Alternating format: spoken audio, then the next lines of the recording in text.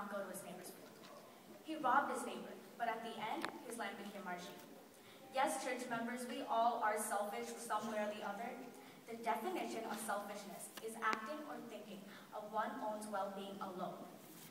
Being selfish can get you and I to lie to God, manipulate anything to get our own way, saying things like, it's my way or no way. If I don't get it, no one can. These are all examples of selfishness. It's the basic problem between people everywhere. God does not honor a life like that. In fact, he wants us to be selfless, not selfish.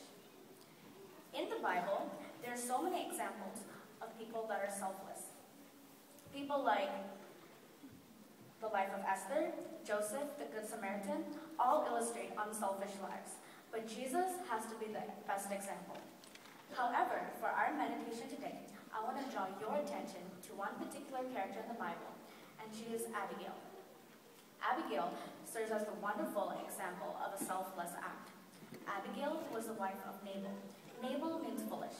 After the death of Prophet Samuel, David and his men moved to the wilderness of Pharaoh, just a few miles away from the city of Carmel. During this time, David and his men became acquainted with Nabal, which was apparently Abigail's husband. David and his men helped Nabal and his family and everyone be safe from outside forces, and during this day, David and his men were in need of some food, and hoped to find kindness and generosity from Nabal. Unfortunately, Nabal was too dumb and arrogant to recognize David's good deeds. Nabal was harsh and evil and returned David's request with an insult and sent the men away with no food. David was so angry, he wanted to kill Nabal and all his household and people.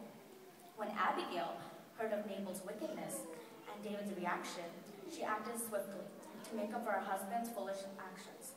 Without telling her husband of her plan, Abigail and her servants prepared a large amount of food and personally delivered them to David. So, what was unique about Abigail? Perhaps she took the initiative and acted without hesitation. She took the blame for her husband's sin and met David with humility. She told David that God will fight his battles, as he has always done. She made David reflect on God's past dealings with his life and reminds David of the larger picture of him being the next king. She risked her life, first by not telling her husband of her plans, and at that time, women were their men's property. Nabal was a wealthy man. She could have lost everything, including her life. Second, going to meet David was very risky. Can you imagine going to meet a large group of angry men? Abigail was bold. She did not think of herself. She was prepared to die. David's testimony of Abigail's act was, "And blessed is your advice, and blessed are you, because you have kept me from this day to coming to bloodshed and avenging myself with my own hand." David wasn't angry anymore. He accepted her offering and granted her request. We need people like Abigail today, who will step up even if the problem is not their fault. People who will hold back the pain, hurt, or bloodshed. We need people who are humble. I'm not saying we need to risk our lives, but we can be bold and courageous too. Isaiah 1:17 says, "Learn to do right, seek justice, defend the oppressed." Abigail did not only try to save her husband's life, but she also tried to save David's future reputation. Abigail's selfless act brought both life to Nabal and David. True selflessness, means that we can make a difference even if no one knows about it. Mother Teresa once said, "If you can give up something that you can live without, it's not called giving." Selflessness conquers pride, expands our minds, creates true friendship, and above all brings happiness.